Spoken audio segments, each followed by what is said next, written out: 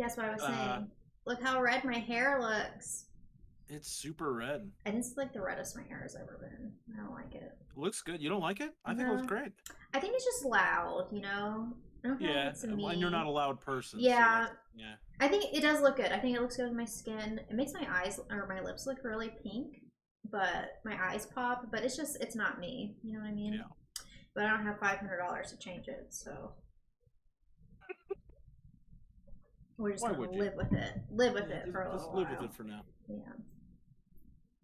So it's been a while, Jeffrey, It's since it's we have been way been. too long Yeah. because you went to Europe for like a month. It was only 2 weeks, Yeah, but but it felt like a month. also Jeffrey had a I birthday. did, yes. While you were Yay! just right when you left to go to Europe. I know. How was your birthday? It was really great. I had a great time on my birthday doing my birthday stream on my channel. In fact, some people from your channel were kind enough to stop by for a little while, which was Oh, really great. Uh, awesome. and basically just playing video games all day with my friends, so don't have to complain about that. And then the next day, Joanna surprised me with a little party at her house with all her family and some friends and stuff. So that was really cool. That's So yeah, it was a good cool. birthday. Yeah. I won't ask how old you are. Oh, I'm not ashamed. I'm 34 years old. What 34 years old. you want to fight about it? You're older than me. That's all I have to say. That's true. I have to put this sticky note on so I can't see how many people are watching us. Hello, Chris. Hello. What? Another sub? Oh my gosh, Jeff, you are like the biggest sub to my channel. Thank you Well, so much. it happens every month, as it turns out. Is it like it expires? So that's what you're saying? Sub No, no. Every anniversary? month, the first time you go to chat after you've renewed, it says it's your sub anniversary. Do you want to highlight it in the chat? And I'm always like, yeah, go ahead. Oh, that's cool. I didn't know that. Yeah, I so that just way I can everybody can know.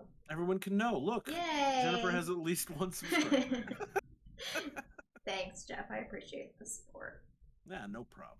It's really, literally the least I can do. But yeah, birthday was good. How was Europe? It was great. It was great. I found out that Von Hewitt, thanks for the sub. My noise didn't work, but thank you. Yay, new sub. Hello, thank you. Um, anyways, um, Europe was great. I realized that I definitely did too much stuff because Kat and I did a stream where I just talked about all the stuff that I did and showed Yeah. pictures and everything, and it took 4 hours. Oh my god. Yeah, I felt so bad. You're literally the person who comes back from a trip and forces her friends to sit through a slideshow. I didn't force her. I text her and I ask her if she wanted to do it, and And of I course she did, of because course why she wouldn't did, she? but it's so funny. At some point, like we were like 2 hours in, and I'm only like halfway done. And then so every time I'd kind of pause, she's like, "Okay, what's next? Okay, now show the next picture." I mean, not in a rude way, but I Yeah. was like, definitely, I needed to be rushed, and she was kind of trying to like push me along. But 4 hours, I really thought it would take like an hour and a half, and then it did not. Well, I mean, you were gone for 2 weeks, so you I had two know, weeks worth of stuff to show. and I So did. I didn't get to watch that stream. So I did want to ask about the one thing that I wanted you to go do while you were there. You went to Ufleku in Yes, Prague. yes. So now, when I went there, I had just started drinking beer, and I thought this was the best beer ever. Was it at least okay beer? So I actually. Oh, it's Kat. Hi, Kat. We were talking about you. 4 hours, Yeah, baby. Super supportive. Um, I usually I don't know if you know, but I usually drink light beers like Hefeweizen. yeah. But there they had like the darker beer. It wasn't a Hmm. stout, but it was like the darker red beer, and I actually Yeah. preferred the dark beer over the light beer. And it was very good, and I drank like 2 of them, and I was Oh pretty wow. drunk. Yeah, because those are like 40-ounce mugs. Oh, That's a lot of really? beer. Yeah, those Oh, are big. okay. I was just like, oh, look, Oh, they're and just. Ryan's here. Oh, hi, Ryan. Hello. Yes, beer. You heard beer. Yes, I drink a lot of beer in Germany. But what I thought was interesting is that most places, they just have like 2 beers, which you Yeah. want the light beer or the dark beer, and that's it. But they were all really good. I did not have a beer I didn't like, but Ufleco was awesome. I didn't. You just walk in there and you feel like you're in a D&D tavern. There's like all the really long tables, and they had an accordion player guy, and everybody He's was just like kind of walking around. singing. Everybody was singing like with him and stuff like that. I felt like I was in D&D, and it was very cool. Did they even ask if you wanted a beer, or did they just hand you a beer? They did at first hand it to us, but Lance and Mary don't drink, so they would Right. like hand it to them, and they'd be like, "No." So I think they did that enough times that they did just like ask Because us. that was one of my favorite things about it. They're just like, this is the beer we serve, so here is the beer. Yeah, yeah. They had a whole tray. You want a beer? Here's one. Here's one. Here's one. And the shots? I Did they do any only of those shots? I only had the sweet one because there was, I guess, like the stronger one and then the sweet one. I have Um, no idea. Because yeah. again, they just walked around and like handed me a shot. So Yeah, they had on the tray, they had 2 different ones, and I think I had the sweet one, which I thought was okay. It was kind of like mead tasting, sort of. okay, yeah, Which, that's not the one I had was more like Goldschlagery. oh yeah, I don't think I had that one. Yeah. But again, I had been drinking I started drinking when we went to Europe. I started drinking when we landed in Ireland. I went to I got my first beer at our first stop in Ireland. Uh, so then I had like a couple of glasses of wine in France and some Oh, beer in Germany, and then when we got to the Czech Republic, that's where I had that beer. I'm like, okay, so I've had a grand total of 10 beers, and so far, I'm like the only one I even remotely enjoyed was Guinness at that point, oh yeah, and then I had this one. I'm like, oh, okay, no, I can get into this. yeah, yeah. It was really good. And then what I really liked, it's the food there, is Germans very known for like their sauerkraut. Hmm. Well, at Ufleku, it was like a coleslaw, kind of like a sauerkraut, but it was not as vinegary. It was a little bit like fresher, not creamier, but it Yeah. was very good. That with the pork knuckle there, it like fell right off the bone. Now I'm hungry and I could really go for Well, that's some good. pork I'm knuckle. glad you enjoyed it. It was a great suggestion. We had a lot of fun. I really liked it. Well, cool. That was the only thing I really wanted you to do when you told me you were going to Prague. So I'm glad you guys went and it didn't suck. No, it was great. I would definitely go back. Prague is good. Can't recommend a visit to Prague enough. I find it to be very affordable and a lot of fun. Very affordable, that's for sure. um yeah, like everything is, even we went and saw this whole like opera show, and it was like for the VIP tickets like $20 a person, which Yeah, is super cheap, and it was exchange awesome. rate is very much in our advantage. Oh yeah, for sure. It was something like 1,000 crowns was like $40 or something like that. So everything was like, Yeah, oh, this is only 200 crowns. I was like, oh wow, that's so cheap. I'll just buy 500 of them. So it was great. Loved it. Can't wait to go back. well, I'm glad you're home. Uh, I'm sure you had fun, but I am glad you're back I haven't because seen you. I haven't seen you. I still have like you've been back for like a week, and I still haven't had a chance to see you yet. I So know. I'm glad we're doing this tonight. Yeah, this is fun. I'm excited. We Even though we were gone, we had some really good topics to talk about. Yeah, while you were gone, all I did was watch movies and Um, stuff. I did not watch anything while I was gone. Well, I would imagine not. You had other things to do. I just slept on the plane the whole time, so I didn't throw up. That's good too. Do It's you pretty normally good. throw up on flights? I get really bad motion sickness. Ah, So, okay. yes, anytime there's turbulence, I almost threw up on our first from Houston to Atlanta. We hit terrible. I was trying to stay awake so I could sleep the rest of the 9 hours from Atlanta to Germany. And I was awake, and I didn't take my Dramamine because I didn't want to fall asleep. And oh, there goes Jeffrey. Oh, Oh, I'm back again. there we go. Hello. But anyways, we hit so much turbulence. I was, when you start to feel like you're gonna throw up, and you just, Yeah. it's like escalates, and you start getting sweaty. I was like at that point. I was like pressing the help button, but it was at that time where they're not supposed to get up out of their Yeah. seats. So I'm like, okay, well, if I throw up, I'm not throwing up on myself. So I guess I'll just Throw up stand on up, Evan. just throw up on somebody. But we literally landed.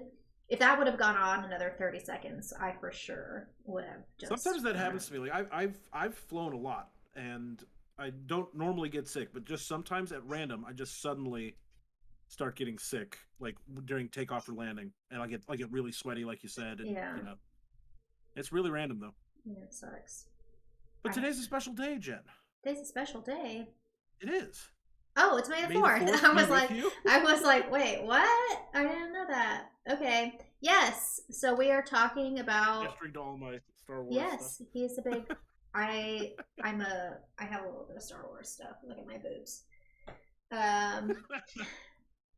Yes, so we're going to talk about Ewoks. We both have, I have some Ewok stories. You have some Ewok stories. Ewoks are my favorite thing in all of Star Wars. My favorite thing. So. Okay, and so in chat, voice off right now if that seems ridiculous to you that Jen likes the Ewoks. What? I personally love the Ewoks, but if you've been watching our show, that should not surprise you that I love the Ewoks. But, why? Jen, why do you love the Ewoks? They're little cute. fucking badasses, dude. That was why. Well, okay, maybe we'll talk about my costume before we talk about the movies, because since we're kind of on the subject. Yeah, okay, so this is my top to my Ewok costume. This is the shoulder pad. I actually designed it off of a Dungeons and Dragons barbarian. So it is a barbarian themed Ewok because I got this inspiration from the movie, because they literally, like, all these stormtroopers have like fucking guns and they're all this organized military, and the Ewoks Armor. Yes, and the Ewoks like literally just have sticks and rocks, and they just like, there is a scene where they are just like smashing the stormtrooper's head in, Yeah, that's like brutal. That is fucking awesome. So actually with this costume, I've only ever worn it one time, and it was right when I finished it to San Diego, which these photographs were by Gaunted, by the way. Make sure you check him out on Instagram and Twitter, and he is amazing, and he's Canadian and very nice. So one side, this side, there we go. Oh shit, no, I forgot what I was saying. Oh, yes. So when I had decided to do this theme for this photo shoot, I actually, and I streamed it, got a big stormtrooper helmet and hit it with a hammer to break it. So that's going to be like my photo shoot Ewok barbarian smashing bloody stormtrooper helmet. But this was the first time I ever did leather working. So the shoulder is all like actually leather. I stamped it and dyed it, and that's intense. Yeah. So that took a while. This whole costume, okay, so this costume took me like 2 weeks. I actually started it with 2 weeks, which is really like surprising for me, but I was like crying working on this costume, because even though I gave myself 2 weeks, it was not enough time. I mean, all the teeth and like the bird skull and everything, I actually like sculpted that out of clay. I was gonna ask where the bird skull came from.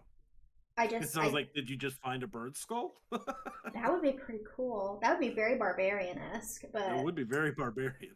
I sculpted it and then did all the teeth as well. This is all hand-tooled leather work and stuff like that. So definitely one of my most elaborate costumes in terms of making. I think I made everything from scratch except for the skull on my hip bone.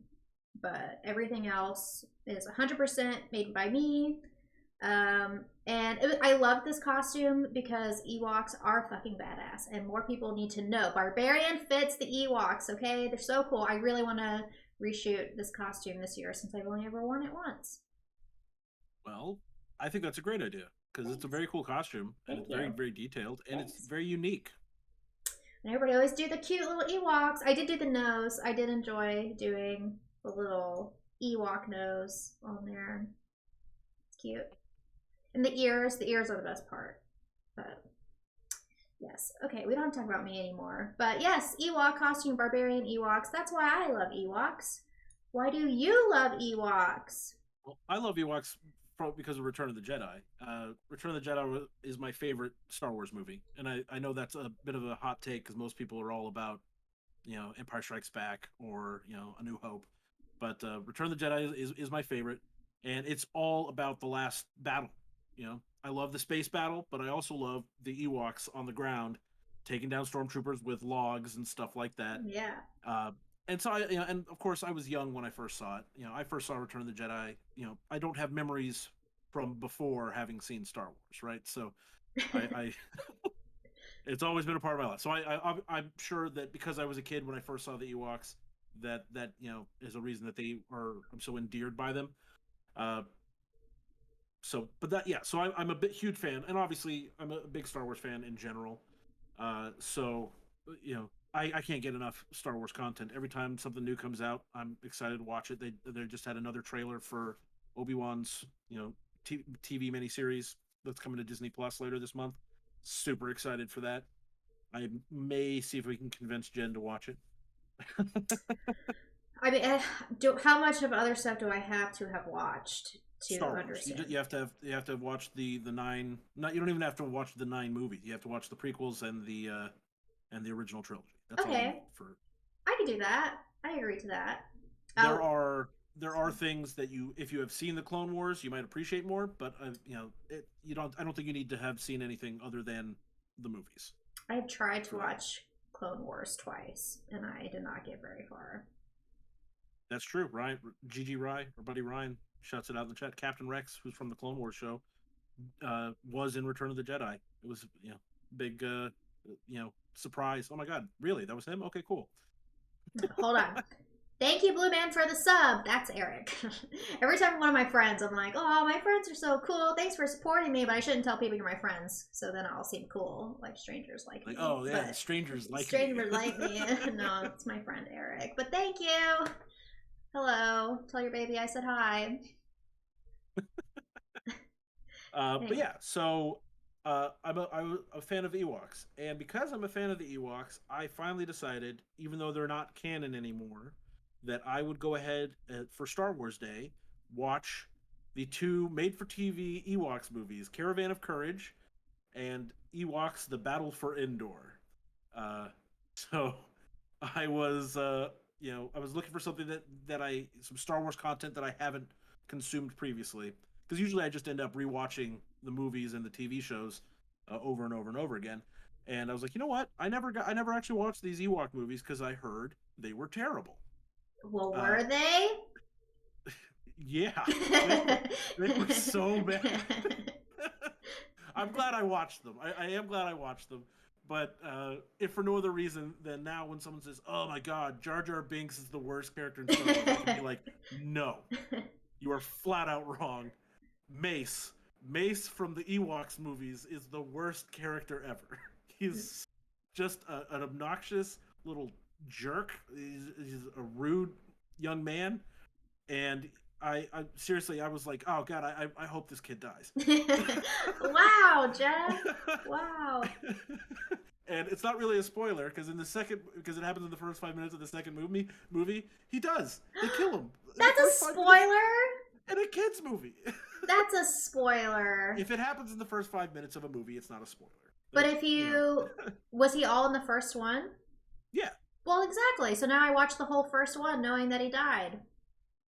No spoiler. You watched all of the prequels knowing what happens to Darth Vader at the end of Not me, because I forget. Okay, well, by the time you watch these Ewok movies, maybe in preparation for your next Ewok costume, you'll have forgotten all about it. But man, I was so happy. I was like, yes, thank goodness I don't have to watch this kid anymore. I looked up his IMDb, and thankfully he was only ever in one other movie other than these 2 made-for-TV movies, so that he couldn't punish any other eyes with how terrible he was.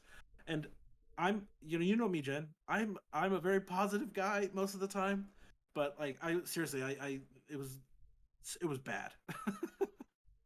But as always, whenever I think something is bad, I do want to point out the things that they did do well.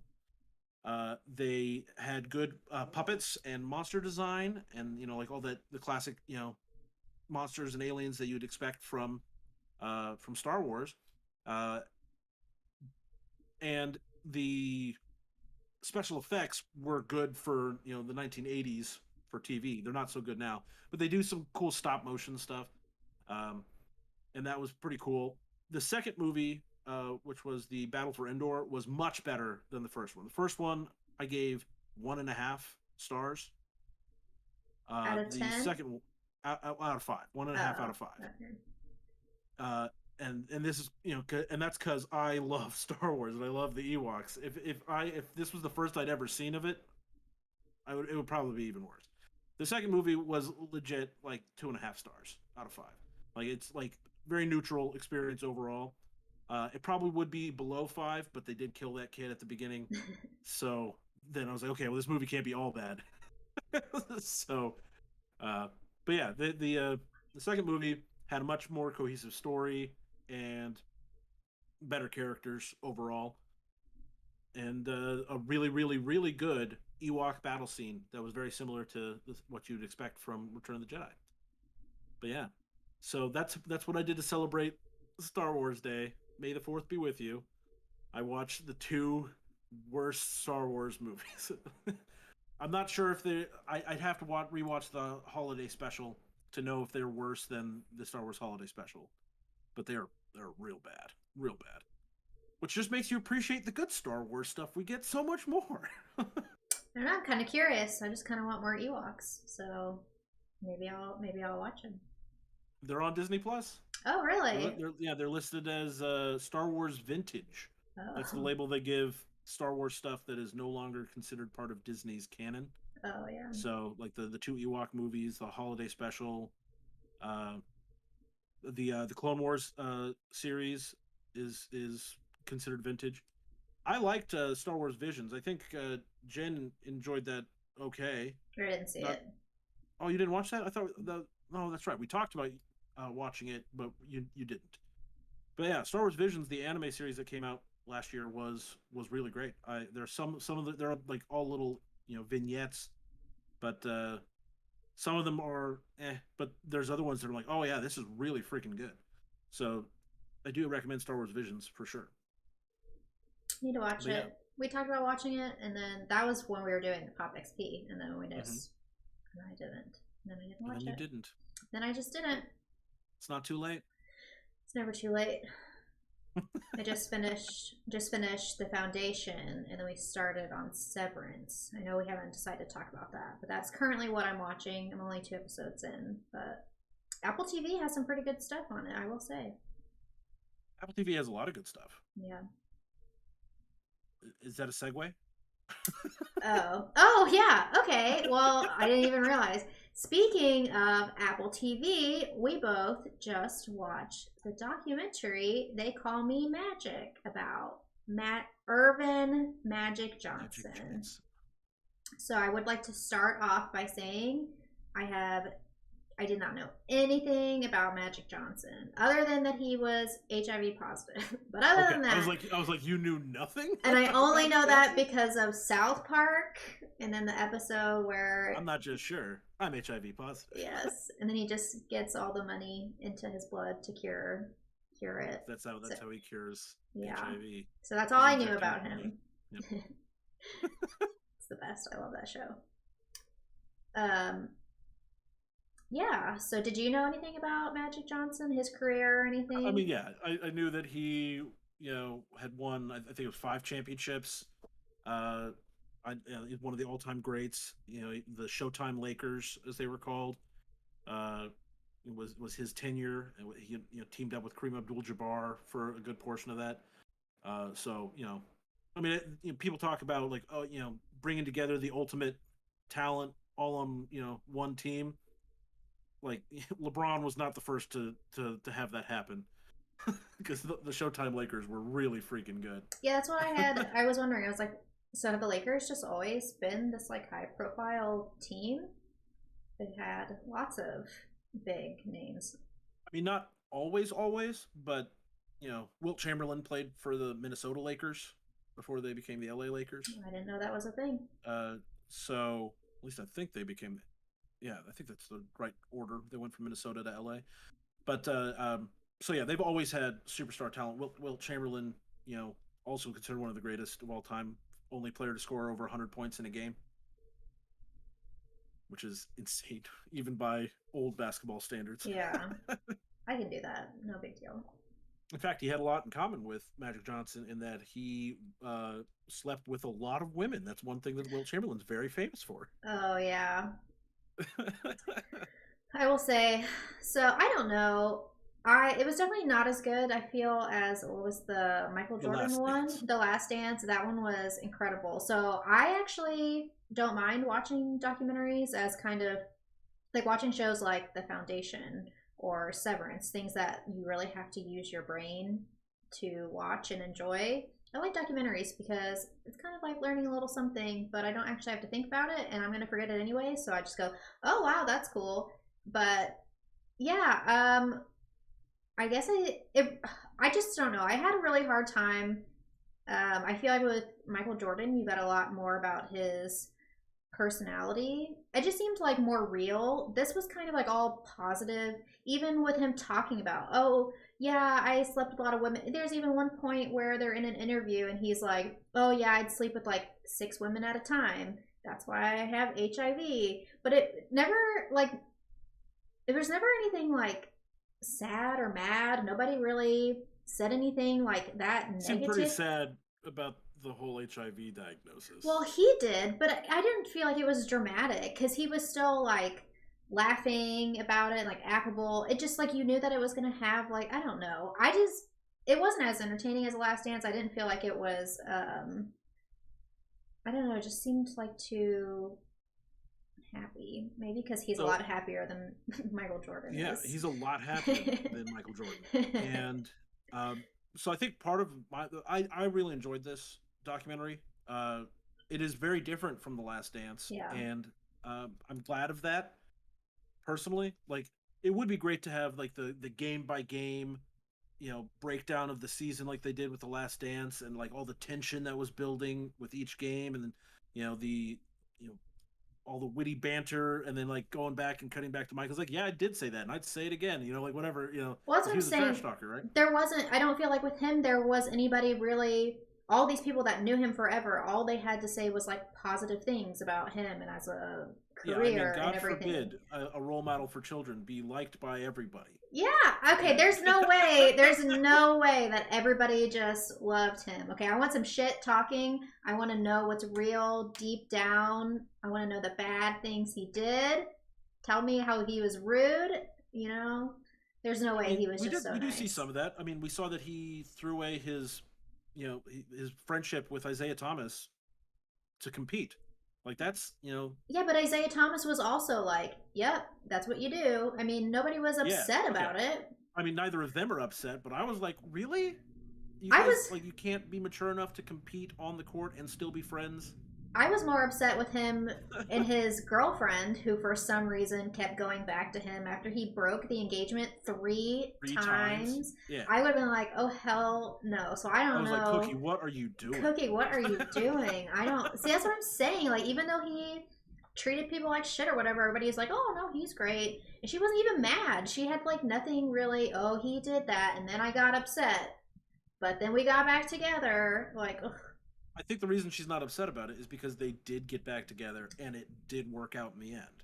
yeah, Like if they hadn't got back together, then it would have ended up, she probably would have a lot more animosity for him. The same with like they kept interviewing her 3 friends, yeah. and like they were talking a lot of trash about every single time that he broke it off with Cookie. And so like I don't know. It's definitely less uh dirty than The Last Dance, Yeah, which was like really got into the grit I of like it like dirty. That's Dennis that. Rodman uh, Yes, yeah. disappearing to go to Vegas, and stuff like that. Uh, yeah, they got way more into the nitty gritty in The Last Dance. Granted, it was 10 episodes of The Last Dance. This is 4 episodes Yeah, that's true. for They Call Me Magic, but I don't know. I think I'm kind of the reason I'm kind of glad that it's not the same as The Last Dance is because uh, they highlighted different things. The Last Dance was all about the competition, the competitiveness of Michael Jordan, right? They Call Me Magic is about a guy who was the best in the game for a period of time, who was likable by all accounts, and I don't hold that against people for being likable. But then also like he gets HIV and overcomes that and tries to come back to the league with the prejudices and lack of knowledge of how the virus works at that time. Uh, made him have to quit again, and then going back for the Olympics. But so like he's the face of HIV and AIDS, right? That's like you said. That's the one thing you knew about him. That's one thing that everybody knew about him, and he's done so much for like funding research for cures for that disease, for better care, for helping like that little clip where he's talking to the little girl who has HIV. Oh Yeah, I yeah. mean, how does that's gut wrenching stuff, Yeah, you that know? was very sad. And so like I'm glad that we have a documentary that's highlighting that aspect of him. I like that he uh, brought businesses that were Yeah. ignoring you know the communities he grew up from and his fans were from, and he brought those businesses into those communities and showed that like yeah no, not only is this a good idea for you monetarily, but it's good for the community. So he helps build up his community. That's the sort of thing that we want our athletes to do, is to take the money that they've earned, and that they earn an outrageous amount of money, so the least they can do is help bring up other people with it, right? And so I like that they highlight that that's what he did. He went back and helped bring up his community. And then the stuff about his son, when like how his son came out, and at first he was like totally against it and was like the cliche sports dad, you know no son of mine's going to be gay sort of thing. And then they highlight how he learned and adjusted, and then ends up being a huge supporter of the LGBT community, and is I don't know, I just you don't see that in The Last Dance. There's no happy story about Michael Jordan being super helpful to everyone else around him. There's no story about Michael Jordan bringing everybody up with him. No, I think So he's great. I mean, I think it's great. The whole last episode is pretty much about like all the stuff that he did for his community and his family and his son and stuff like that. So he seems like a great person, and if he is so nice, everybody really likes him, then that's really great. I just I do agree they brush over the bad spots they did a little too much. yes, they just there was there was nothing like bad, and you just know that there is no way that there was just nothing bad. Yeah, there So has to have been something bad. He, and I don't know if bad's necessarily the right word, but he slept with hundreds of different women all the time, and they didn't and that's really not necessarily even, bad, but it's certainly not like well, when he's good. got Cookie on the line, keeping Yeah. Cookie hanging, so yeah, I don't know. I agree. Yeah, that's pretty much what I think. I think it was maybe a little too good to be true. They didn't really go into any of the hard hitting stuff. Yeah, I do think that they mention, like, they didn't just completely ignore it, but they do at least mention the stuff that would be marks in the negative column for Magic Johnson, but they definitely don't dive into it. And again, that's not what this.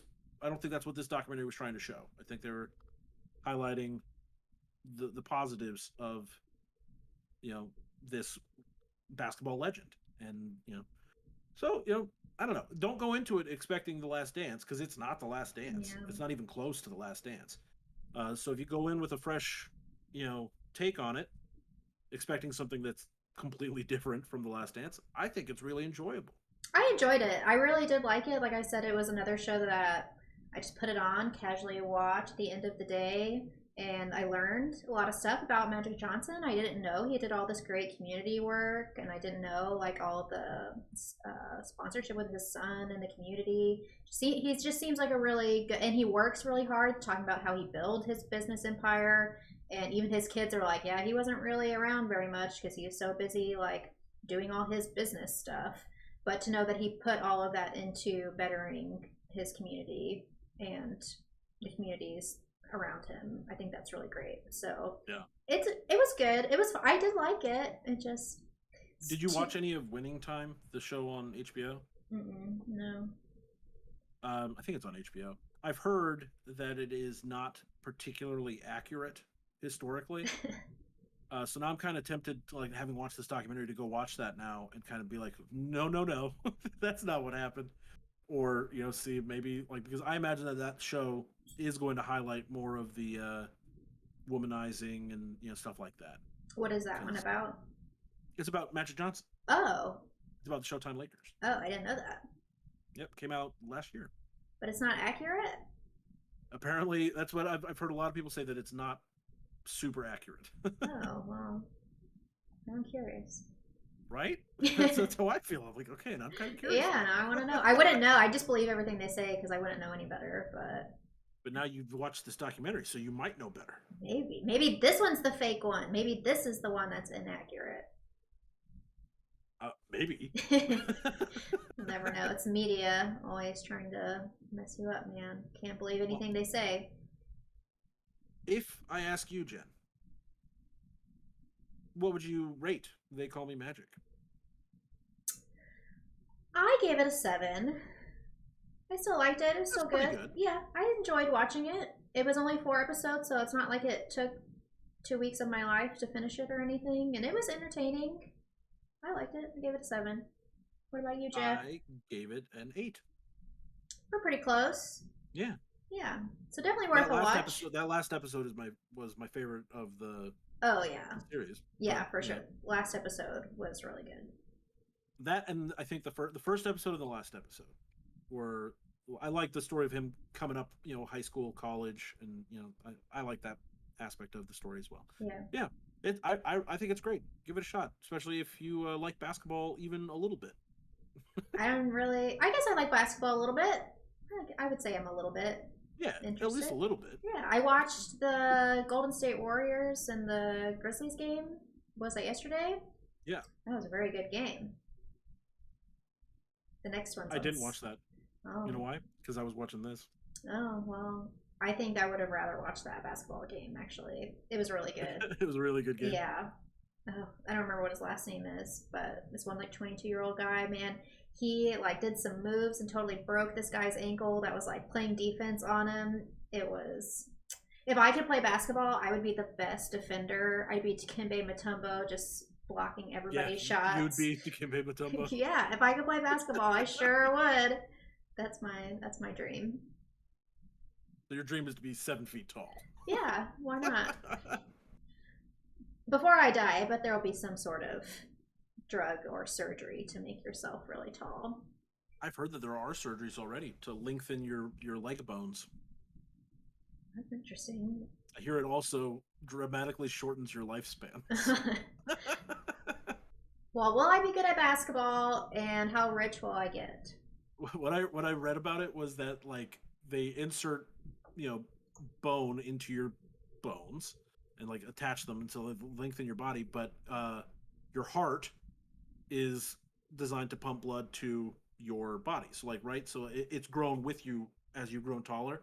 So if you suddenly adjust your height, your blood pressure drops significantly because you're stretching the same amount of blood over a larger amount of body.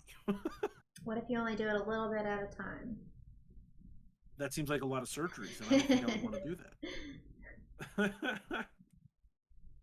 Oh, Malice at the Palace. I did watch that one, too. That one was really good. Did you watch that one? Nope. I don't remember what it was about, but I remember I liked it. Story of my life. Your memory's short. We better start talking about this next movie here before you forget about it. Okay, so Jeff, I messaged him and I was like, you want to do the show? What do you want to talk about? And he was like, okay, well, watch this movie called The Northman. I really recommend that you see it. So I did. Jeff, do you want to go first or you want me to go first? I had no idea what this movie was about. I think you've built up some suspense now, so I kind of want you to go. Okay, so I knew reading the synopsis that it was about Vikings and avenging his father's death, which I was like, ugh, typical plot. Like, okay. But then I talked to Lance and he said it was really weird. And I was like, oh, now I'm on board. Like, have to watch this movie. Vikings, weird stuff. Yes. Um, Did you happen to look at who the director was before going to see it? Afterwards, Okay. I think you told me that he was a visual director known for that, or I read that about He him. he directed The Lighthouse And The and The Witch. Witch. Yeah.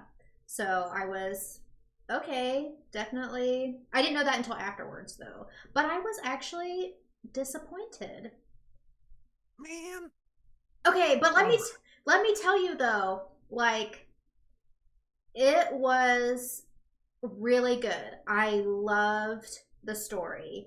Like there are barbarian, like berserker, wolf, werewolf men. I mean, that was like so fucking cool. And they had like all these visions, and that was really cool. There's like ghosts and spiritual ancestors and all this stuff, which was really cool. He like goes on this quest to find this sword and has to fight this like zombie king. Like, cool. This, I loved the supernatural elements, and I thought that made it an amazing Viking movie. But it did not, like, there was no next level. I wanted more like Pan's Labyrinth. I wanted more like fantasy. You wanted even more weird. I wanted it so weird. I mean, come on, The Witch, The Lighthouse, like this was not even close to as weird as those movies. And that's true for sure. And visually, it wasn't like stunning. Like I didn't think the lighting was particularly great. I didn't think the angles or the shots or like visually, I was not like impressed. Oh wow. Yeah. I all the stuff with the lava and all that stuff was so cool. I love the visuals on that. I think the whole fight with the zombie skeleton king was like shot really well, and that sliding along the side with him. That was my favorite part of the whole movie. That was so cool. Yeah, that was I definitely don't my know. favorite part. I thought the way the shots they did of the close-ups on Willem Dafoe in his super weird face. Yeah. How did they make Willem Dafoe's face even weirder? He was perfect for that role. Yeah. I don't know. I really did love how it was shot. I thought it was beautiful. I thought that yeah, the general plot is very standard. Yeah. You killed my father, prepare to die. Yeah. But I thought that they did enough unique stuff with that to make it special. And Anya Taylor-Joy's character, she's a total badass. Yeah. Like and this is fairly realistic in its portrayal of how women are treated. Certainly, slave women, as the Vikings would capture women from other civilizations and keep them as slaves. But she fought back. She was awesome. And she's one of my favorite actresses right now. So I was really excited to go see the movie because she was in it. But it's also just the brutal violence, like you said, with the wolf warriors. That whole scene where he's like prowling through the city, like kind of hunched, very viscerally violent. I don't know. The imagery sticks with me. Oh, really? I am totally sold on this movie. For me, it like I saw another movie the week before this one that is already going to be my favorite movie of the year, and so it's unfortunate that The Northman can only be second best for me at best. But but I absolutely love this movie. Yeah, the premise is cliche, but if you deliver even with a cliched premise, you can make something that's really awesome. And that's why I really loved it. So you were disappointed. You didn't hate it, but it didn't meet your lofty expectations. But the thing, I didn't have expectations because I had no idea what the movie was about, and I didn't know who the director was until the movie was over. So I didn't have any expectations, but literally during the movie, I'm like, wow, that supernatural element is so cool. But it's just, the only thing I can say, it just like did not take it to the next level. It was really good, but this had potential. It had potential to be like one of my favorite movies. Like Yeah. it had everything I love, but I just needed a little bit more, maybe more artsy, maybe more weird, like just more dramatic. I don't know, just You're not the only one that has had that complaint that it wasn't weird enough for them. Uh, I've had several friends who felt the same way, and they love the Lighthouse, they love the Witch, and I think that may be a reason why I like it so much more is because it's still weird, but it's not just about being weird, right? It's not the movie's not about screwing with your mind the way The Witch and The Lighthouse is supposed to play with the audience's mind as much as it is with the characters. but why? Because he like the beginning he drinks this drink and then he has this like big like out of body experience.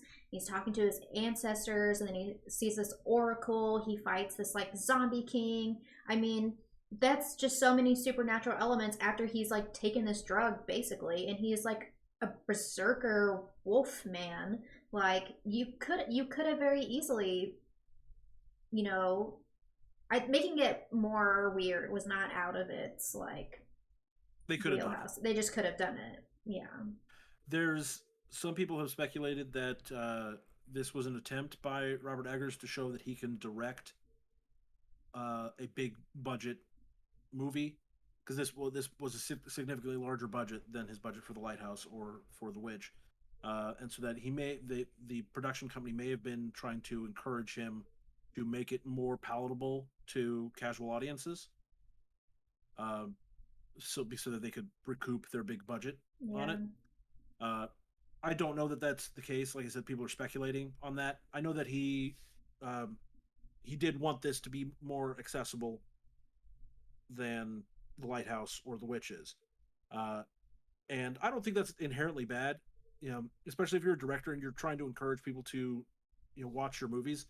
If a casual person watches The Northman and is like, "Oh yeah, it was a little weird, but I still enjoyed this," maybe they'll try watching The Lighthouse and find that okay, just because this movie is psychologically weird doesn't mean it's not something that another person can enjoy, right? Like an average person could still enjoy The Lighthouse, I think, because it's it's just a really great movie. It's cool, but I don't know. I absolutely love The Northman, and I'm glad that you enjoyed it. I'm sorry that it didn't quite reach that high of highs, but I'm glad that you at least enjoyed it. Because the other thing I heard a lot of was people comparing this movie to The Green Knight.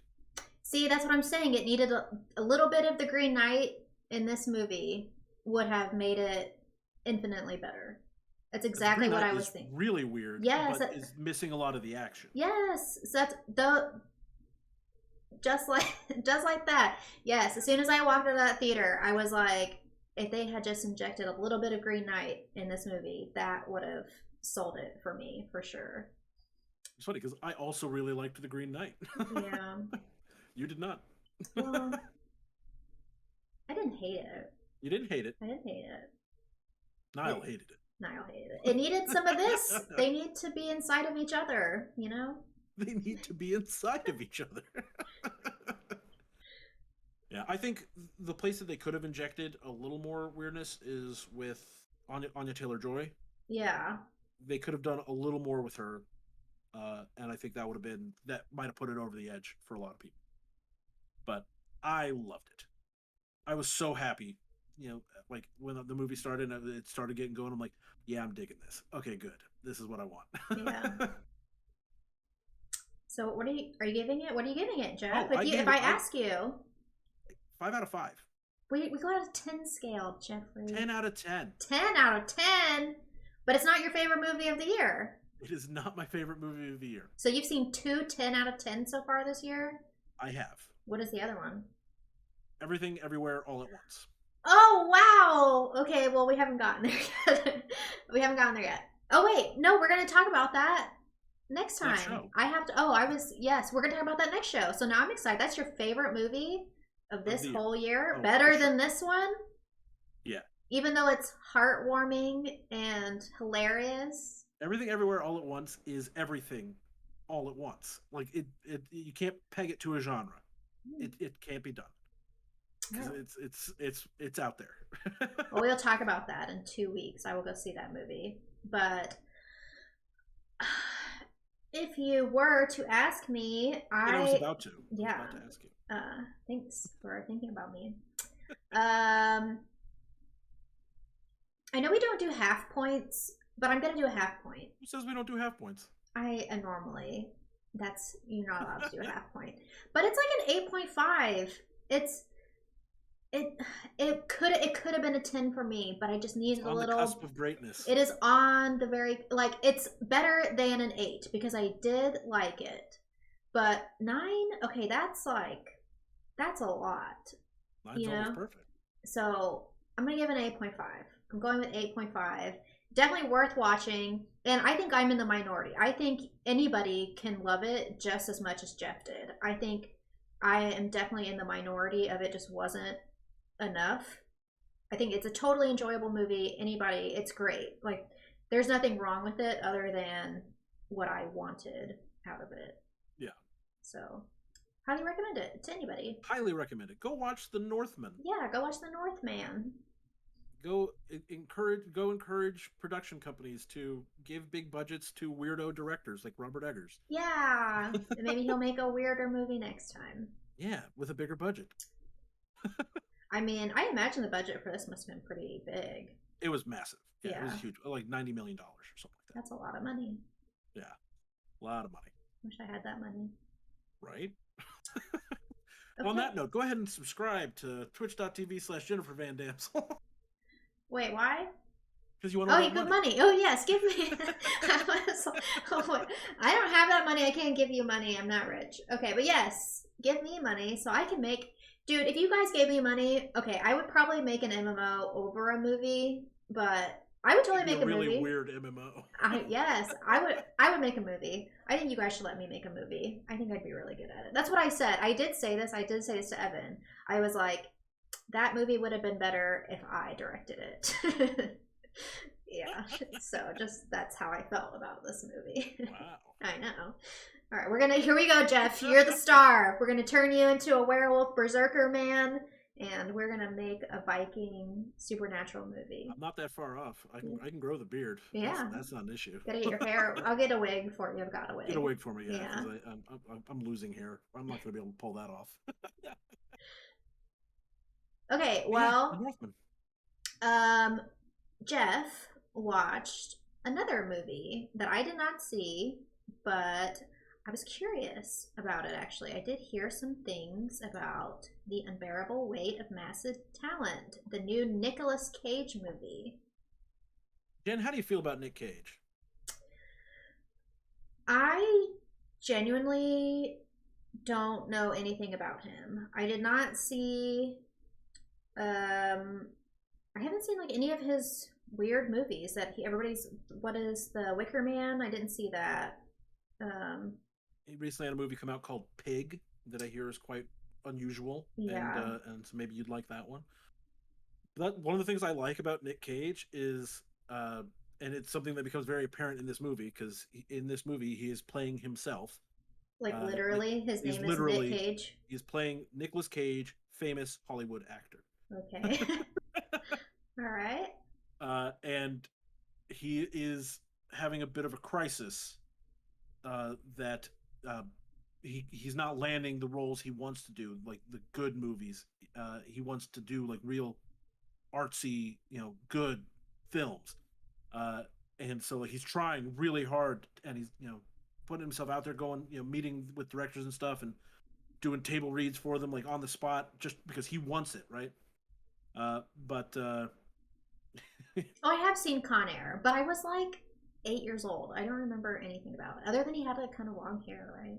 he did have long hair in Con Yeah, Air. that's all I remember. But so he's contemplating walking away from acting at this point, because he keeps making all these movies and people don't like him. So he keeps talking with himself, a past version of himself, from leaving Las Vegas, like that age of Nick Cage, uh, and that version of Nick Cage keeps telling him, "No, you gotta stick with it because you're Nick, like Nick fucking Cage." Like he goes like really gets really hyped about himself. But he's not getting anywhere. So uh, his agent, who's played by Neil Patrick Harris, tells him that this billionaire guy is going to give him, I forget what it was, like $9 million or something like that, to come to his birthday party. So and Nick Cage is like, fine, I'll do it. And he goes there, and the whole idea is that he's just gonna get the money, and he's not gonna. He doesn't really want to do it, but he's got to get this paycheck, right? Um, so he goes there, but then it turns out that this guy is super cool. Like he's just a chill guy, and he legitimately loves Nick Cage. And Nick Cage at this moment just wants to talk to someone who actually cares about his work, because his family in the movie, his daughter doesn't give a crap about it anymore. His ex-wife, they're divorced, so like obviously that didn't work out.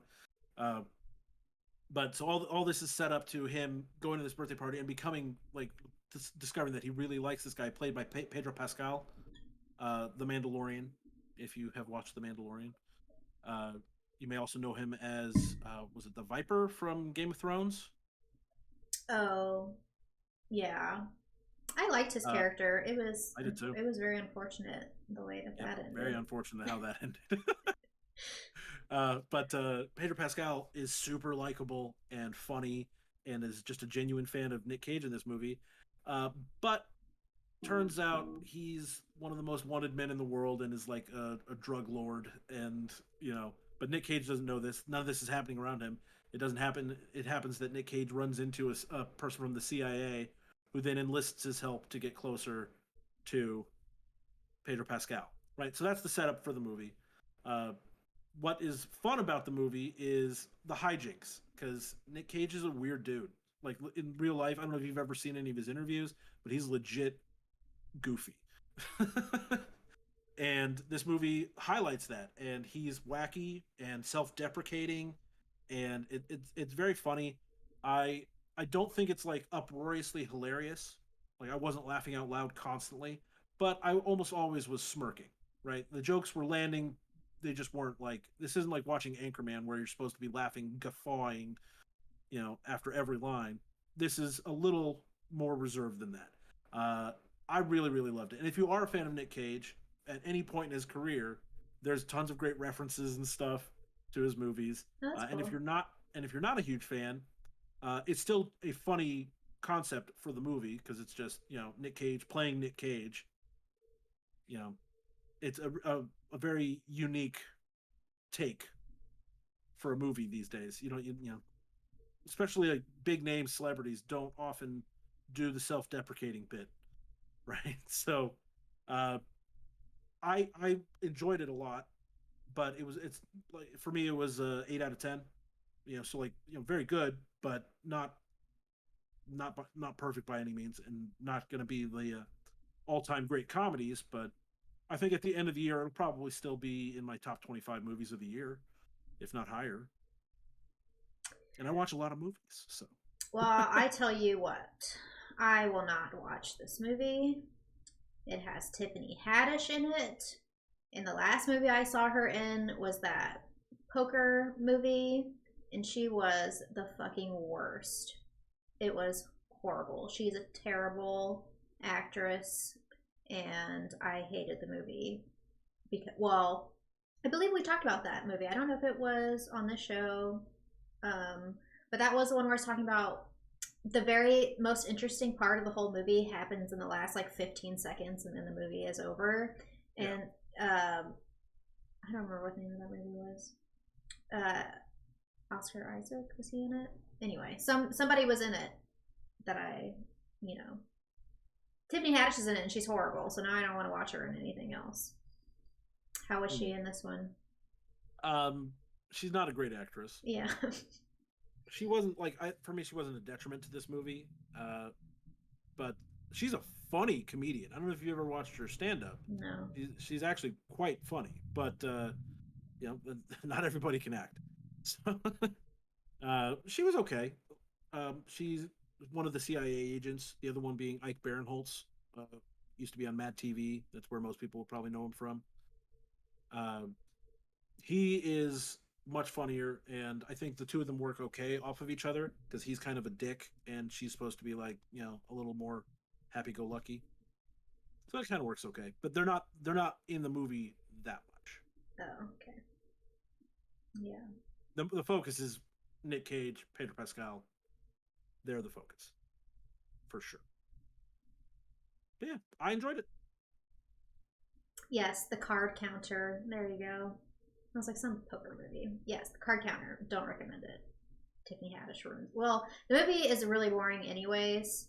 But her acting is really terrible. But my biggest complaint was that the most interesting part definitely happens in the last 15 seconds of the movie, and then it's over.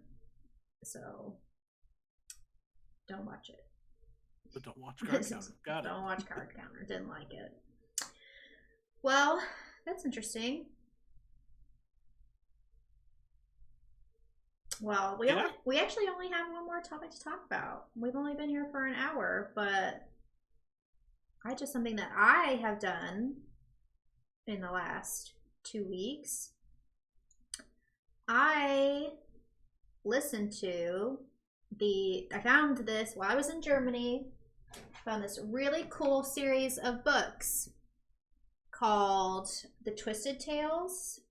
And you know how much I love Disney. And my big thing, the reason why I bought this book, not because they had one for like Ariel, Belle, there was a Frozen one, I think there was a Tangled one. There's a whole bunch of them. But I specifically bought Snow White because she's German, and I decided that I was going to work in design on my next costume is going to be a Snow White costume because I'm influenced by stuff in Germany. I was trying to go fabric shopping to buy fabric in Germany for it, but it didn't really work out. But I did go to the Armory Museum, got some really good ideas for that. Anyways. Pieces? Excuse me? For armor pieces? Yes, because cool. Snow White can't decide. She's either a paladin or a cleric, but definitely charm domain. Both wore armor. Well, there is a goddess, Lilandra, something like that. That definitely would be Snow White's goddess, and they do not really wear armor. They have wear more festival wear. So okay. I've been researching those kind of fabrics. Yes. Well, that wasn't until I designed it mostly in Germany, but then by the time I kind of figured out, but that's again, I don't know. I don't know if I'm going to go that direction or if I'm going to go more with the paladin, because then that would definitely have armor. It's a thing, costume design takes forever. But anyways, this book, I bought it in German because Spiegeln. Yes. Spiegeln. Yes. Yes, in German. I had to have my Google Translate out to see what this book was about. But they are what if tales for Disney characters. So this one was, what if the evil queen poisoned the prince? Oh, wow. What if? So then I was immediately like, that means Snow White has to go save him. And that's kind of the whole point of the costume I'm working on. She's in some like Dungeons and Dragons like style of badassery. It's the theme. So I was super excited. I was like, this is meant to be, obviously. You bought it. So I bought it, but I couldn't read it. It's German. I couldn't read it, so I got the audiobook. So that way I could at least listen to it and not have to buy it multiple times. So, PowerPoint, you could have bought it at home in English. No, but it's a German souvenir. It's a souvenir from Germany, a book in a bookstore in Germany, in German, cool. About a German character of Disney that I love. That's fair. Yes, so it was. Okay, I can buy that justification. Thank you. I was just like, why would you buy a German book? Like, I know, like, oh, it's a cool concept, but like, just wait till you get home, get it in English, you can read it. No, it's a souvenir. Yeah, and so now it'll be a cool thing you can put on a shelf, and people will be like, why the hell do you have this German book? Spiegel? What's Spiegeln?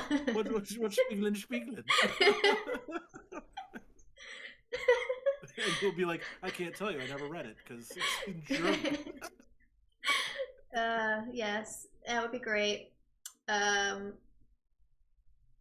Spiegelin. Anyways, so it wasn't very good. It wasn't very good.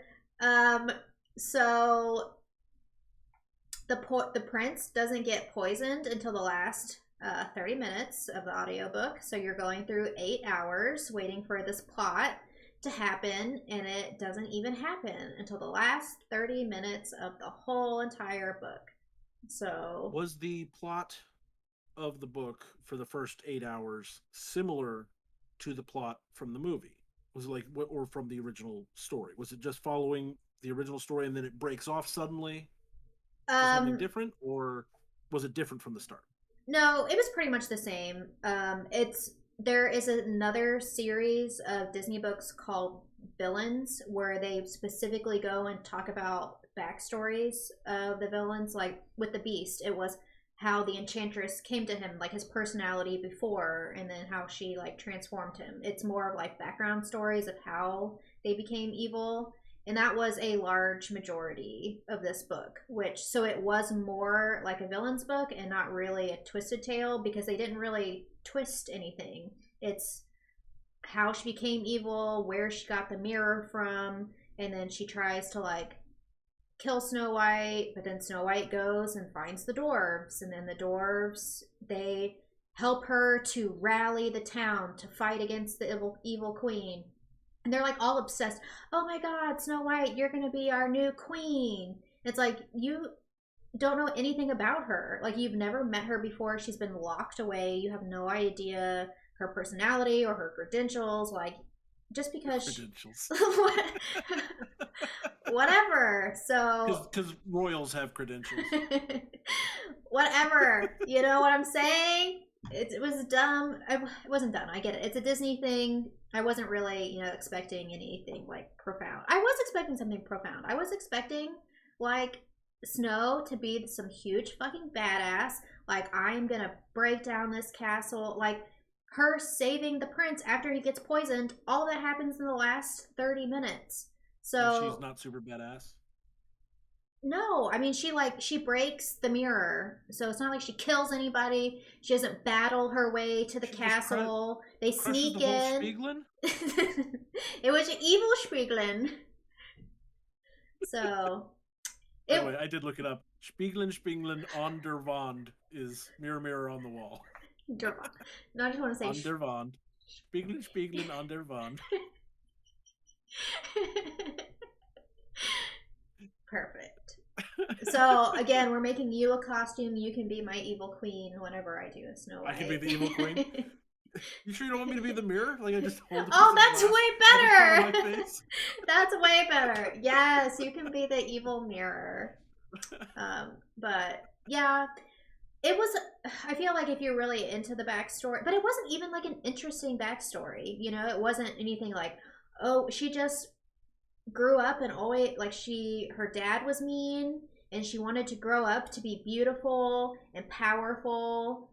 I mean, there was nothing that made you sympathetic towards her. There was nothing that made her particularly interesting or unique.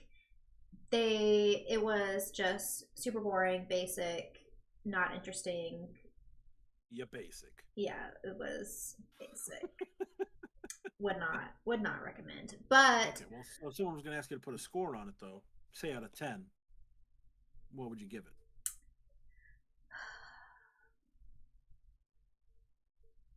I'm glad that I listened to it and I didn't read it, because if I don't, there's no way that if I read it, I would have been able to finish. Like I was literally listening to it being like, okay, is this fucking almost over? Like how much longer is left? This is boring. I don't care. Was the narration good? I liked it at first, but then she became she's like very breathy. Like, I don't know. Just, it was fine. I didn't hate it. She did do a little bit of voices as much as she could. I didn't hate it. It wasn't the worst narration. The narration, it specifically wasn't boring or anything. So, I think because I listened to it, I'm going to give it a 4. but if I had read it, I don't think I could have finished it. So, and then Okay. I would definitely give it like a 2 if you had to read it. But it was What would you only give it if you read it in German? Spiegeln, Spiegeln. That alone is worth it. I'm glad that alone. Why did you buy this book in German? Because it's called Spiegeln, Spiegeln. Spiegeln, Spiegeln. I did in Germany. I learned how to say. Oh shit! And I can't even remember. I did specifically learn one word, and I used it all the time. Okay, all right, Jeff. What word do you think I learned that was very important That was very important. for me? What word do you think that I would have wanted to learn? Uh, Hotel. Hotel. Yeah, because you were staying in hotels, right? So like you get like, hey, where's the hotel? You know, I learned how to say "excuse me" because I was um 'cause you're constantly bumping into people. well, because you're You're very small. trying to get past people and trying to get people's attention, and trying, I mean, Entschuldigung, but Jundagun. that's all I can only say it one way. Entschuldigung. But then Lance was like, the way you say it, it sounds very mocking. It's not like a good, oh, like, excuse me. I'm like, excuse me. Like, so, not really. That was the one thing that I did make sure to learn that I said all the time. The other one was bitte, which is please. So, Yes. Mach schnell bitte. Move faster, please. oh, and I didn't get that far. So, most people spoke English, though, so that was okay. Yeah, that's one of the nice things about visiting Europe is they almost unanimously agreed that they're going to teach you English as a second language. Probably because Americans refuse to learn any other I languages. know. We'd go to like restaurants and then talk to some of the waiters and waitresses, and a lot of them were like, "Oh, I'm here for university." And I'm like, "And you already speak like perfect English, so you're like in college and you're totally fluent in like 2 languages." I am so fucking lazy. And bitte is also "you're welcome." I didn't know that. My favorite word in German is the word for pen.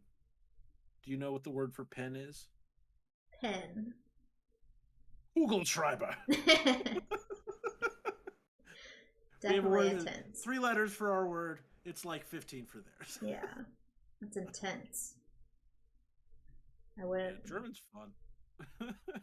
German's fun. Oh, also the word for the number 5. Do you know that one? No. Fünf. Oof. Fünf. Oh, foof. Yep. Eins, zwei, drei, vier, fünf. That's 1 through 5. I like saying that one. Foof. Fünf. Sounds like when you blow on a Oh, jar. on top of a jar, yeah. Yeah. Foof.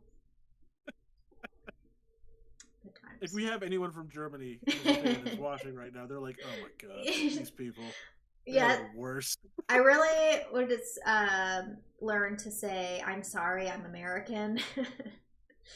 Entschuldigung. How do you say it? I'm American in German. I don't know. That's as far as I got. And I think by the way you pronounce Jundagun or whatever it is, they're like, "Oh yeah, no, she's an American." yeah, I'm sure my accent was like terrible. Yeah. I didn't even try, really. That was the only word I tried to learn. Did when you went into because you went to Germany, you went to the Czech Republic. Did you stop anywhere else? We stopped in like 6 different places in Germany. We Right. only went out of Germany to go to Prague for a couple of Okay. days. Okay. I was just curious because obviously they speak uh, they don't speak German in Prague. I mean, I'm sure some people do, but that's not like the main language. I was just curious. When I was there a little over 10 years ago, gosh, 14 years ago now, there was that was one place that not as many people spoke English. Were did you find it was about the same as far as people speaking English when you were in Prague? Yeah, but we definitely stayed in the like tourist area. Like we went and saw all of the major tourist things. We didn't leave any, like everywhere we walked was within like 25 minutes. We did not go outside of the city at all. So, yeah, I think more people spoke English in Prague than they did in Germany. Like we encountered Oh more wow. people in Germany, but it still was not a lot. Most, and then there were like just a couple of times, but then Lance spoke German, so we did not really have a hard time with that at all. Oh, that's fair. Yeah. So I told you that like those I just started drinking when I was on this trip to Europe. Again, this was after my freshman year of college. So at freshman year of college, I didn't drink, and then that summer we went to Europe, and and I was like, okay, it's legal here. Let's give it a shot before I decide if I want to drink illegally when I get back home. So, first time I got drunk though was at Ufleku in Prague, I'm not even sure drunk is the right word. I was definitely buzzed. I don't know if I have I told you that story before. I think so, but I Well, the the basic story is that we went to this place that I suggested Jennifer go to because it was a friend of mine had a book that said 1,001 places to see before you die, and this place was listed in Prague. So we're like, okay, why not? Let's go to it. So we went there, and the beer was delicious, and the shots were delicious. So I drank more than I'd ever drank before.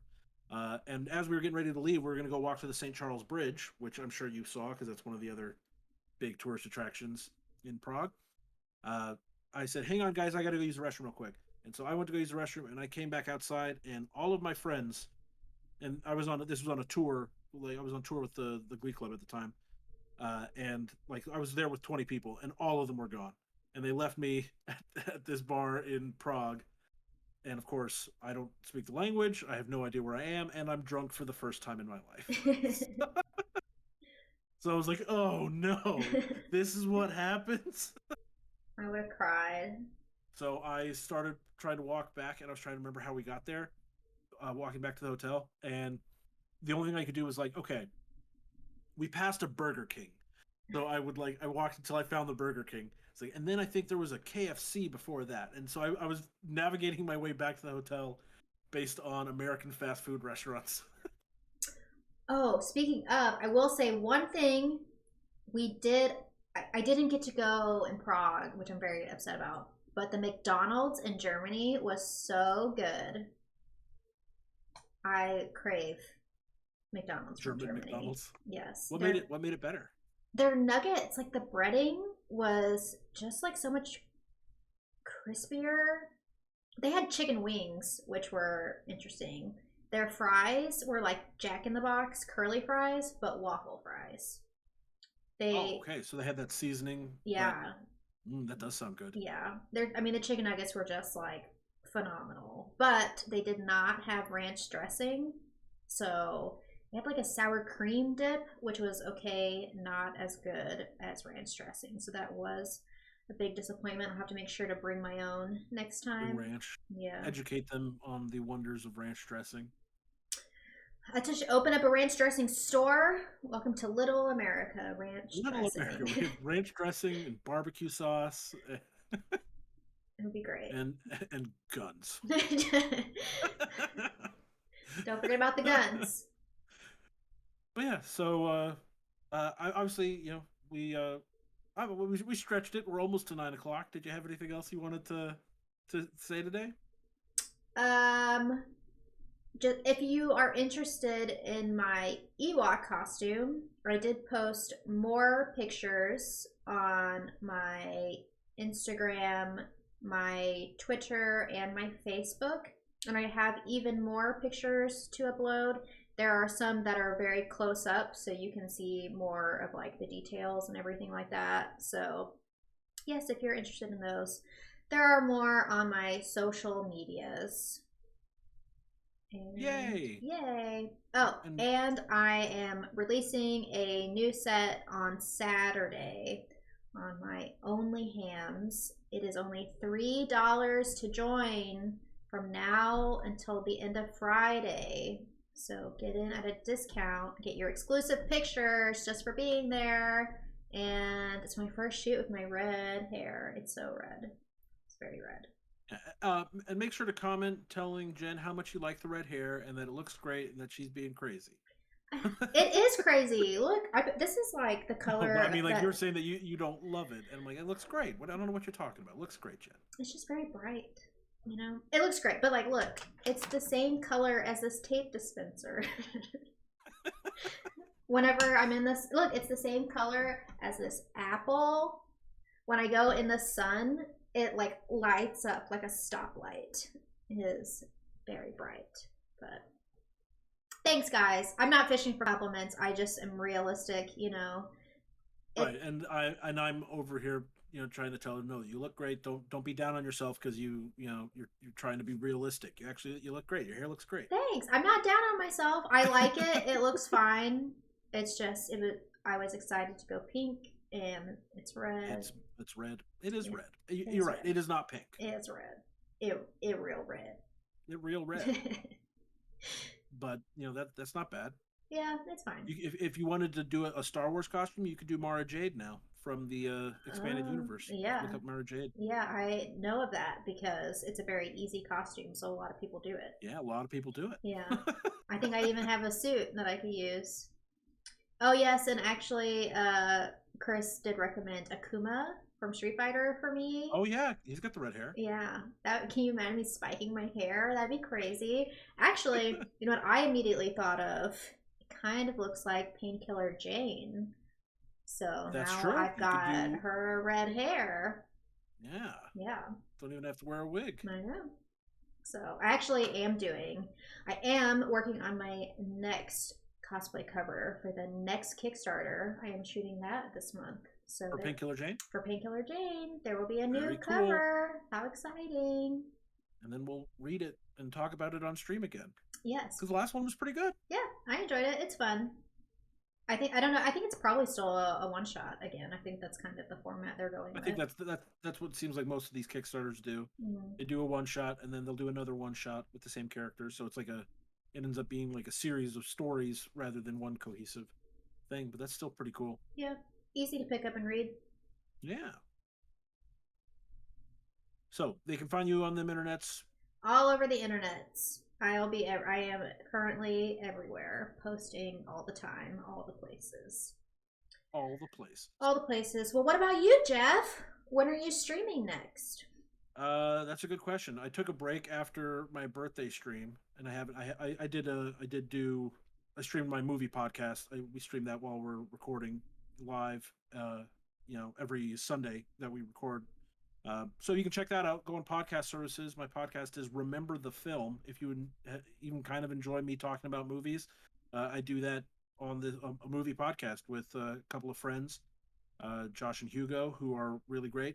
And coming soon, not this coming weekend, but the one after that, we currently have scheduled Miss Jennifer Van Damsel.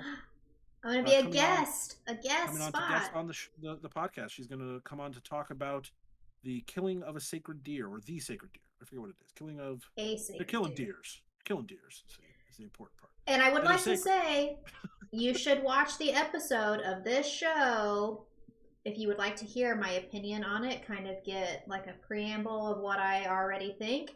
But I actually watched it again with my sister, and now I'm going to watch it again so I can write notes as I go. Have you seen it yet? I have not seen it yet. But just a heads up, we do generally talk spoilers on our movie podcast. The idea is that you know what movie we're talking about. It's in the title of the episode, so don't listen to the episode or don't watch the episode on YouTube if you haven't watched the movie yet. But so coming up soon, Jennifer Van Damsel is going to be on Remember the Film to talk about Killing of the Sacred Deer. And you can right now we just did an episode where we re-ranked all 50 of our films to remember. That's what we call each movie we talk about is a film to remember. We've done 50 of those, and we just re-ranked them because we rank them at the end of every episode, but like the rankings end up being like garbage. Like it doesn't make any sense because a movie I love is going to be like ranked 10, but another person thinks it should be ranked like 40, so it ends up really out of whack. So we did a re-rank episode, and so that was really fun. You can go catch up on all the movies we've watched so far if you want to check that out. It's on YouTube and podcast services, basically all of them. So check that out. And then I'm also on Twitch, twitch.tv/goodgamegrizz, Twitter is also Good Game Grizz. And if I could make a humble request, follow me on Letterboxd. If you use Letterboxd to track your movie watching, follow me on there. I write reviews about everything I watch. They're just short. Sometimes they're funny. Sometimes they're poignant. But I don't know. I like my reviews, so it'd be cool if someone else did. I need to get in on that too. You really should, just so that you can remember if you've seen stuff I and know. write down your thoughts, Jen. I know. As your review, because then I you know. can come back and look. What did I think about the card counter? I remember hating it. What did I say? And you go pull it up. It's like, oh yeah, fuck Tiffany Haddish. But the thing, I'm gonna have to rewatch every movie so I can give an honest commentary. I don't remember anything. Just start with whenever you watch something new. Just start now. Okay. All right. I will start with the Northman. Even though it's been a couple days since I've seen it, hopefully I remember it's everything. Recent enough that you can write a review. Hopefully so. There you go. But thank you, is that Lafitte? Lafitte. Thank you for the sub to Kat. Actually, thank you. We got quite a few subs today. Yeah. Oh. I mean, kind of throwing Kat under the bus for not already being subscribed, but whatever. Kat. She's subscribed before. She's already asleep. She's left it open. It is 9 o'clock. She's been staying up late with me. She stayed up till like 10:30 listening to me talk about Germany. She was a real trooper for that. I really did not think it was going to take 4 fucking hours. How many people stayed in chat the full 4 hours? I don't know. I put a sticky note over how many people are watching me, so I don't know. I'm hoping that some of them are in chat today and they're going to be like, yo, I was one of the few in the crowd. 4 hours is a long time. 4 hours. Yeah, because I was just talking the whole time. I did show some kind of cool pictures, but I decided that I, obviously really like doing food recommendations, but they don't have Yelp over there. So that was really hard navigating good food there. Yes, Chris is the best. Yes, I like how he just says, "I did." LOL. Probably it was painful. No, but Chris is great. When you were in Germany, did you have Spätzle? That sounds. It's like the potato noodles. They're like little gnocchi. They're like gnocchi. No, they had spaghetti ice cream, and then they had potato, kind of like potato chips, but they were a little bit thicker on a stick. But I did not have any spaghetti potatoes. Spätzle. They're not spaghetti. They're like you've had gnocchi before, right? Yeah, it's like potato pasta. Yeah, and that's what Spätzle is also. A potato pasta. They're just small gnocchis. I love gnocchi. Yeah. I'm hungry. Now I want gnocchi. I know. Who some gnocchi at 9 o'clock at night? Olive Garden closes at 10. I think you can get chicken and gnocchi soup. Oh, there's DoorDash. Then I have to leave. There you go. Problem solved. Get your gnocchi on. Though I don't like Olive Garden because it's a waste. You get free salad and breadsticks, and I don't like the vinaigrette they put on their salad. So you could probably ask for a different dressing. Can you? I thought it's just the big community bowl. You get what you get. I think you could probably ask them for a different dressing. I mean, it doesn't hurt to ask, right? Do you have ranch? I love saying it like that. That's how I feel. Going to Germany. I did at McDonald's. Do you have any ranch? They're like, what? They have curry dip. Did you have, are you a curry fan? I love curry, yeah. Did you ever have currywurst? No. It's terrible. Get it. Oh, I was like, that sounds great. Yes, it sounds like bratwurst with some sort of curry sauce or something like that. It's literally ketchup with curry sprinkled on top of it. It's no special sauce. There's nothing. It's just ketchup sprinkled. And we had it 3 different times. I don't know if maybe there's a magic store where they magically make. We had it at Street Food. We had it at Dachau, and we had it, I think, at another. Oh, I wanted to ask you about Dachau as well. Yeah. Was it as somber as I told you it was going to be? Oh yeah, it was. Did you guys even talk after leaving it?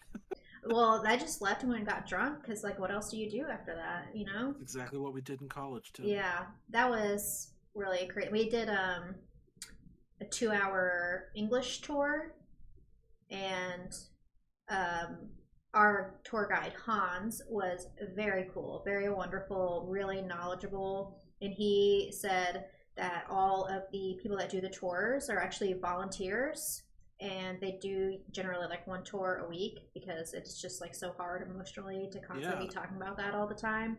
So that was really cool that the community is really like invested in teaching, and he was great, like really great at like expressing like how hard and like deep everything was, and like I said, really knowledgeable. You could ask him any question and he fucking knew everything.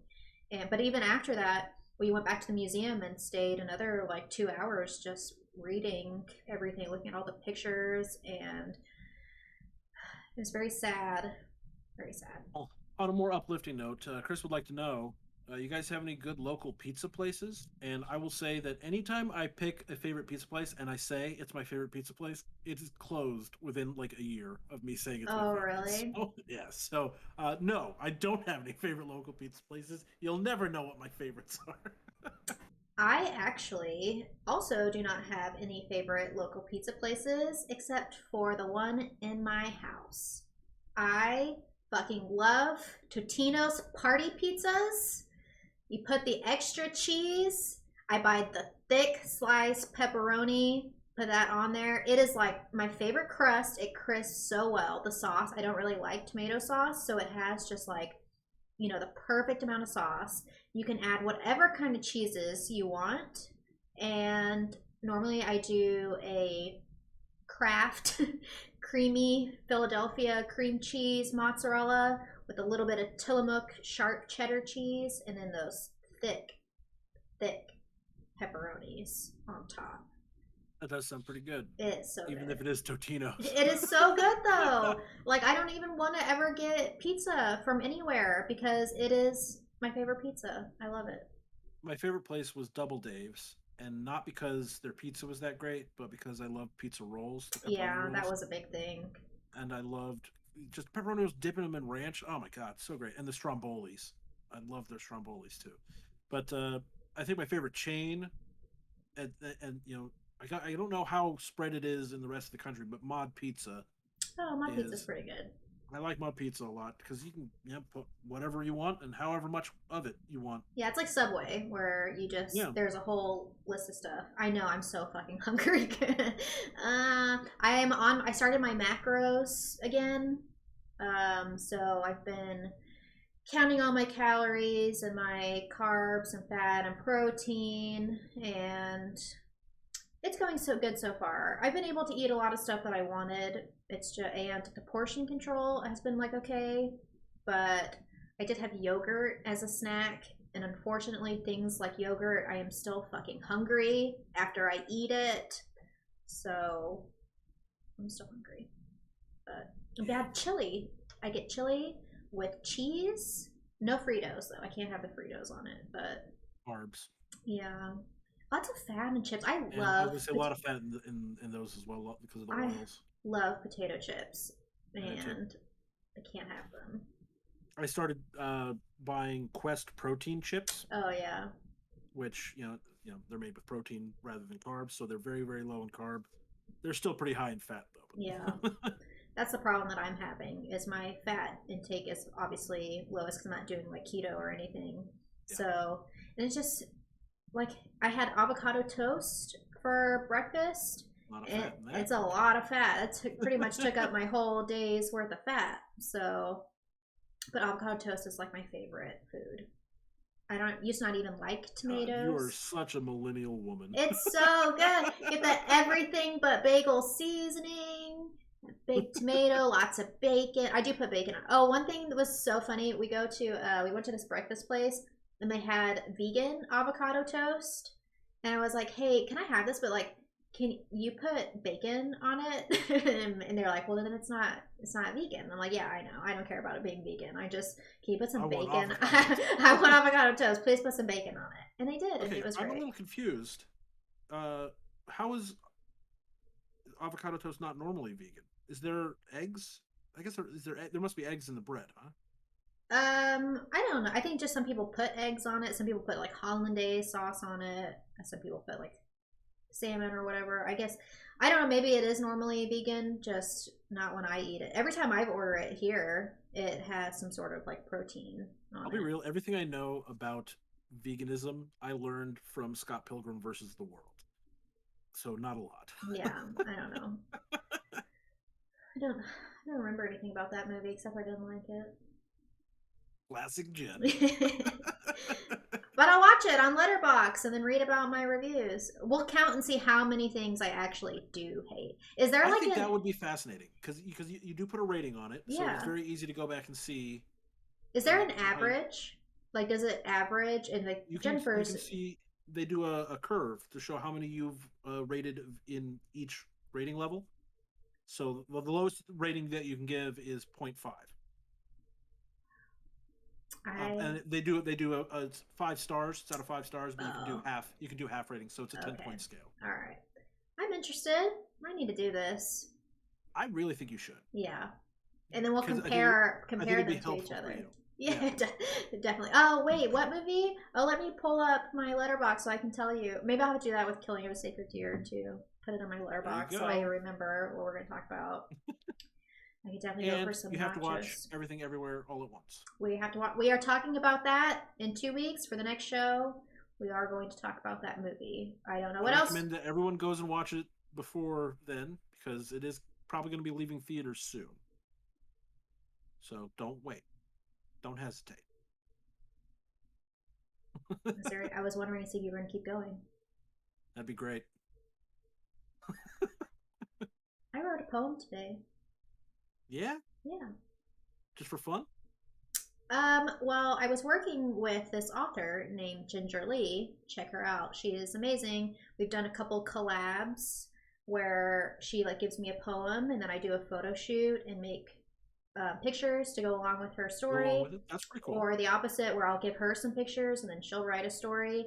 But I use that a lot for just interesting posts, and when I sell stuff and I have cards, I have some unique cards and I write the poem in there. So I thought I would try. I used to write poetry a lot, believe it or not. When I was a like 12-year-old emo girl, I wrote very Okay. emo poetry. It's haikus about death and I was never sadness. into haikus. That was too hard. I Oh, didn't really? I do. love haikus. That's hard. Isn't it the one with all the syllables and It's everything? 575. 5 syllables in the first sentence, 7 syllables in the second, 5 in the third. Yeah, Very easy. but In fact, on my Twitch channel, when I do stream, for 1,500 channel points, a lot of points, you can redeem for a haiku about any topic you choose. you just make it up on the spot. And I make it up. Yeah, I don't like write it down. It takes me a second, but I come up with a haiku. Yeah. That's crazy. That's cool, Jeff. I'm not that smart. It took me like 10 minutes, I think. It was only 4 lines and it didn't rhyme, but yeah, no haiku. But yeah, that was really cool. And then I posted it on OnlyHams. I'll post it in the next couple of days on my other social media platforms. You can see it's a little romantic. My voice went out. Oh my god, after I talked for 4 hours about my Germany trip, I was like losing my voice so bad. I was like, I don't think I've ever talked for like 4 hours straight before. Oh, the only other thing I wanted to say before we stop for the night, the last episode of Moon Knight came out today, and I'm not going to spoil anything, but I did want to say I don't think you'd like the show, Jen. Oh, that sucks because we were very excited for Yeah, it. I watched the whole thing, and I don't think I think among MCU things you'd probably like it better than most, but I think you'd ultimately be disappointed by it.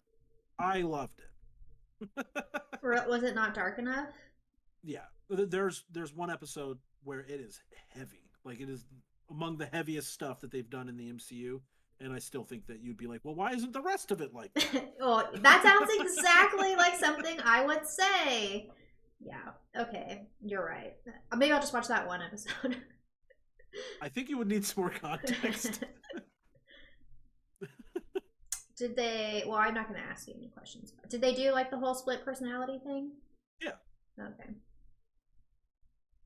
it would be hard for them to not do that. Well, did I tell you about this? I was talking to a friend of mine that is really into especially classic comic books.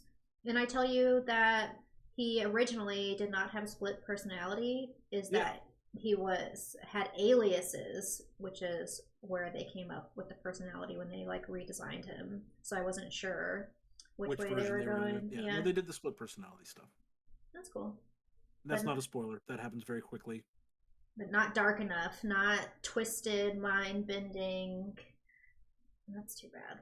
Let me direct it, guys. I'm telling you, I'll make some fucked up shit. Just give me $90 million. $90 million is the asking price. I'm saying, I think if somebody gave me like $50,000, I bet I can make a pretty good movie. I'm trying to remember. One second, I'm gonna look something up. The movie that I always think of in terms of low budget movies, I always think of Brick. Yeah, that's a good example. How much I think was the budget one? on that was still like $50,000. Yeah, I think that's what I'm saying. I think 50,000 is mine. Christopher Nolan's first film was a movie called Following, which if you have the Criterion channel subscription, you can watch that on there. But his budget for it was $6,000. Really? Yeah, that was Christopher Nolan, who now does movies like Tenet for $400 million. My only thing His is, first movie was 6,000. Don't you consider actors' salaries in your budget? Yeah. So he didn't pay them. He hired friends. He hired friends for his first movie. Jeff Lee be in my movie? Yeah, of course. For free? I already do this for free. Yeah. So. Yeah, that is true. I would not be doing this show without you, so you were definitely doing me a favor. But yeah, I'd love to be in your movie. Heck, I'd love to be your Spiegel. Yes, please. I'm gonna give me your evil Spiegelin face. Like it. You need to be more evil. Yeah, just real evil. Oh, that's very. Oh. Oh, okay. Yeah, okay. That was very evil. We're trying things. We're trying things. Is all yeah, we gotta try things. Yeah, that's part of your dynamic. We work together. You give me some, I give you some. You know. Perfect. Maybe we'll draw your eyebrows even like a little crazier. You're gonna get the pointed mirrored. Yes. I can do that with a little gel. We can point. Yes, fabulous. Though they do specifically say his face is basically like a mask, but yeah. this is your face is better. My face is better. It's like an Easter egg for the people who watch this show. Yeah. You never know. Maybe in my Snow White Dungeons and Dragons costume, one of my set pieces will be the mirror, and I can Photoshop your face. There we go. And I stab it. I stab your face. Stab my evil face. Good stuff. Our friendship is special. That's true. That's true. But we've been friends for a long time. You know, yeah, you can stab my face in a picture. That's fine. Yeah, it's not like a real life, okay? Yeah, don't stab me in real life. Obviously, I draw a line, before that. But yeah, picture, go for it. Yeah, it'll be great. All right. Well, thank you everyone for joining us tonight and hanging out. We always love chatting with everybody. I know that it's one of the highlights of my week whenever we do this. I hope Jennifer enjoys it too. But I do really appreciate everybody hanging out with us. Yeah, it's great. Thanks for listening to us talk nonsense for the last 20 minutes. But we hit our 1 hour and a half mark, and we even went beyond because we have so much fun chatting with everybody. So thanks for all the subs. Make sure you check out Jeffrey on his channels, Twitch, Twitter, podcast, Remember the Film. I've been posting a lot of my cosplay stuff. I'm populating my Facebook page, so I'm actually going back and posting. Getting back on your Facebook a little more? Getting back on Facebook. My Facebook is not shadow banned, so I actually grow really well. I get lots of comments and interactions, so that's been really cool. I didn't know people cared about me on Facebook, but I have some really good fans on there, so that's cool. So I'm posting a lot more cosplays and stuff recently, if you are into that. So, And everyone watching right now is definitely into that. Into that. You're into that. Yes. You're into that, if you know what I mean. Right. So on that uncomfortable note, thanks for watching, everybody. We'll see you next time. Bye, everybody.